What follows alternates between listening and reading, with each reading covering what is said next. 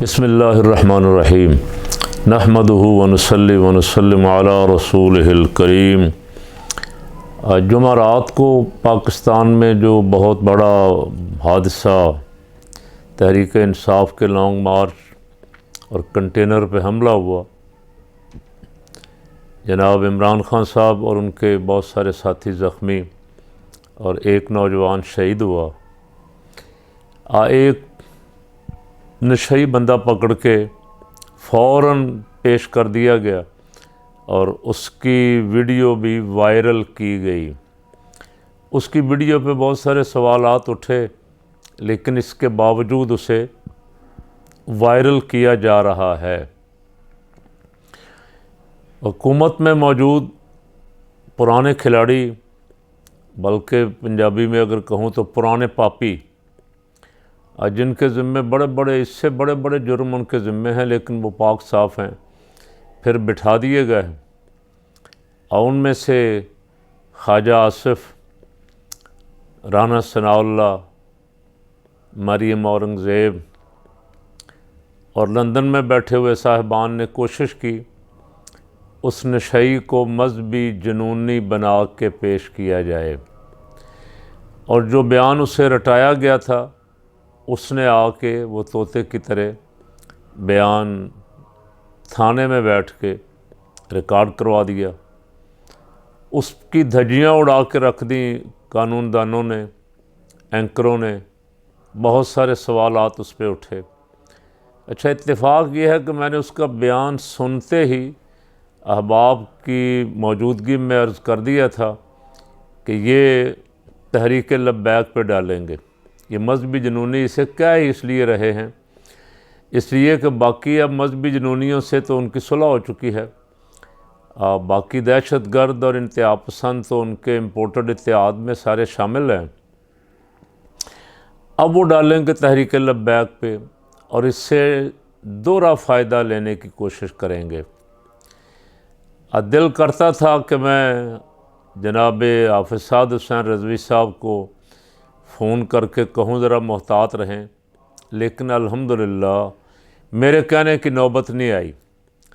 उन्होंने जुमातुल मुबारक के ख़ुतबे में ही इसका जवाब दे दिया और मुझे उससे बहुत तसल्ली हुई कि इंशाअल्लाह तहरीक लब्बैक को जो अफवाहें थीं अगवा करने की, राह रास्त से हटाने की, एजेंसियों के हाथों में खेलने की, वो सारी अफवाहों पे भी उन्होंने पानी फेर दिया।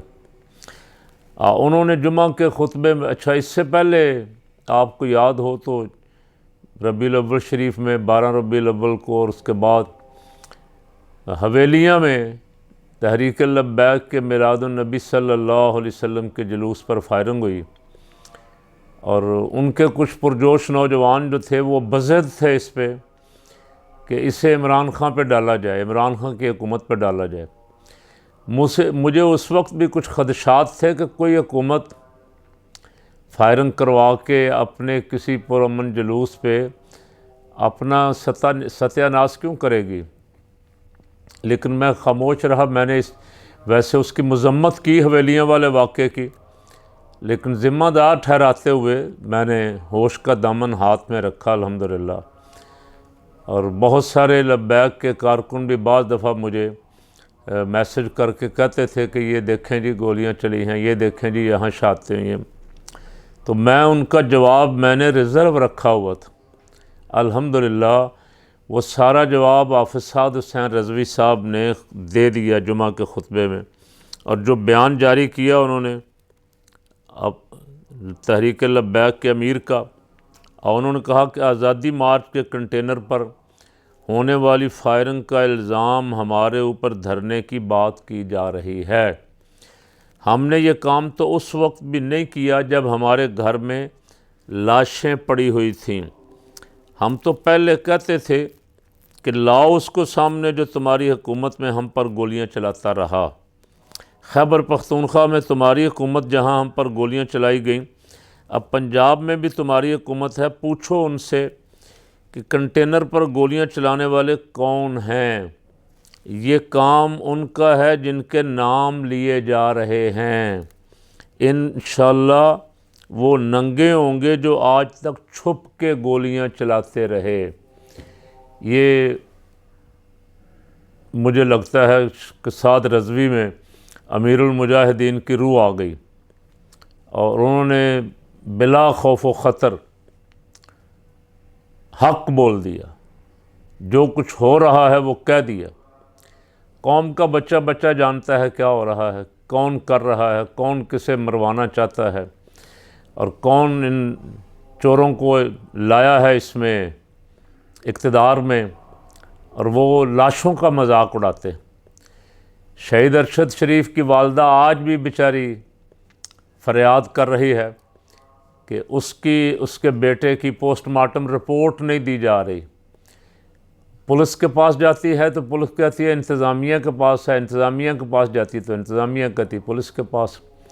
यही कुछ यहाँ वज़ीराबाद में तहरीक इंसाफ जिनकी हुकूमत है पंजाब में, उनके साथ हो रहा है। इतना बड़ा वाक़या जिसे पूरी दुनिया का मीडिया रिपोर्ट कर रहा है और अभी तक उस पर तबसरे हो रहे हैं, अक़वाम मुत्तहिदा तक उसकी गूंज सुनाई दे रही है, उसकी FIR नहीं काट रहा SHO वज़ीराबाद थाने का। आप अंदाज़ा लगा सकते हैं उसकी ज़रूरत है कि इतने बड़े वाक़े की वो FIR ना काटे। तो फिर आखिर कोई ना कोई पावर तो उसके पीछे है ना, जिसने उसका नशई का बयान रिकॉर्ड करवा के फ़ौरन चलाया और जो FIR नहीं काटने दे रही। आज आज़म सवाती बेचारा रो रहा था, सेनेटर है, 70-75 साल उसकी उम्र है। उसकी बीवी के साथ उसकी वीडियो बना के उसकी बेटी को भेजी गई। ये कौन कर सकता है? इसका जवाब देने की मुझे ज़रूरत नहीं है, इसका जवाब भी आज हाफ़िज़ साद हुसैन रज़वी ने दे दिया है। छुप के गोलियां चलाने वाले कौन हैं और कौन ये सारा गंदा खेल पाकिस्तान में खेल रहा है? इसको पकड़ो गिरेबान से ख्वाजा आसिफ को, राना सनाउल्लाह को, मरीम औरंगज़ेब को, ये सारा कुछ बोलेंगे।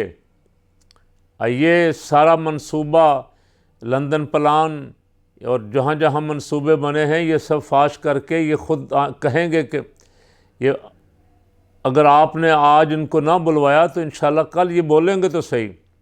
ये ज़्यादा दिन चुप नहीं रहेंगे, ये बोलेंगे। लेकिन ये लानत जो कमा रहे हैं, अगर कोई गैरतमंद सियासी जमात हुक्मरान होती तो अल्लाह की इज़्ज़त की कसम इस ज़िल्लत से अब लानत का तौक अपने गले में डालने की बजाय वो इस्तीफ़ा दे देती। लेकिन ये इतने ढीठ और बेशर्म हैं कि ये बड़ा पक्का सा मुंह बना के आके बैठ जाते हैं मीडिया के सामने, और मीडिया को भी नहीं बुलाते, साफ़ियों को नहीं बुलाते। कुछ चमचे बिठाए हुए, कुछ लिफाफे बिठाए हुए, 5, 10, 15, उनको सवाल भी लिख के दिए होते हैं। बाद दफ़ा तो सवाल भी नहीं लेते, अब प्रेस कॉन्फ्रेंस की और गायब हो गए। ये तमाशा कर रहे हैं मुल्क के साथ। मुल्क में मैंने अपनी ज़िंदगी में ना ज़ियाउल हक़ के दौर में इतना जुल्म देखा, ना मुशर्रफ के दौर में इतना जुल्म देखा, और ना पिछली जितनी हुकूमतें भी रही हैं, जैसी कैसी भी रही हैं, बेनज़ीर की हो, नवाज़ शरीफ को, किसी हुकूमत में मैंने इस तरह का जुल्म व सितम नहीं देखा जो इस दफ़ा हो रहा है। और ये इम्पोर्टेड हैं कि ये हर काम की ज़िम्मेदारी भी ले रहे हैं और गैरत भी नहीं कर रहे। मुल्क ऐसे तो नहीं चलते साहब, आपको जवाब तो देना पड़ेगा इसका। कौम जवाब मांग रही है।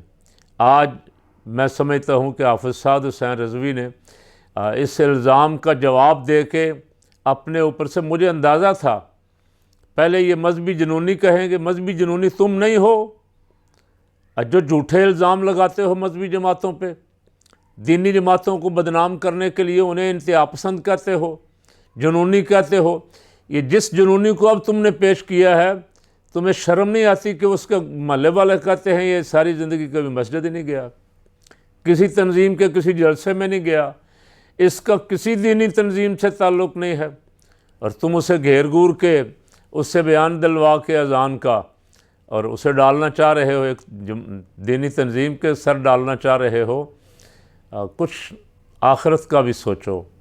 यहाँ से तो शायद बच जाओ, जो बूट पॉलिश तुम कर रहे हो बूट पॉलिश करके, लेकिन आगे से तो नहीं बच सकोगे। इसका जवाब तो देना पड़ेगा। पाकिस्तान पे रहम करो। पाकिस्तान ने तुम्हें ज़ालिमों बहुत कुछ दिया है। पाकिस्तान ने तुम्हें इज़्ज़त दी, पाकिस्तान ने तुम्हें कुर्सियाँ दी, पाकिस्तान ने तुम्हें दौलत दी, पाकिस्तान ने तुम्हें अमन सुकून की ज़िंदगी दी। तुम पाकिस्तान को क्या दे रहे हो? रोज़ाना कोई ना कोई नए से नया वाक़या, नए से नया हादसा जो तुम्हारी सरपरस्ती में हो रहा है, तुम्हारी मौजूदगी में हो रहा है। कौम आज निकली हुई है, सरापा एहतजाज है, और मैं मुतालबा कर रहा हूँ कि जो भी इसके दाएं बाएं इसके सहूलतकार, वहाँ नून लीग का कोई इजलास हुआ और उन्होंने बैठ के वहाँ प्रोग्राम बनाया, यहाँ तकरीर, जो भी इसके बड़े इसके पीछे हैं उन सब को पकड़ो, उनको लाओ मैदान में और एक दफ़ा बेनकाब करो और तख्ता-ए-दार पे लाओ, ताकि ये मुल्क जो है इस तरह के वाक़यात और हादसात से बच जाए। अल्लाह इस मुल्क की हिफाजत फरमाए।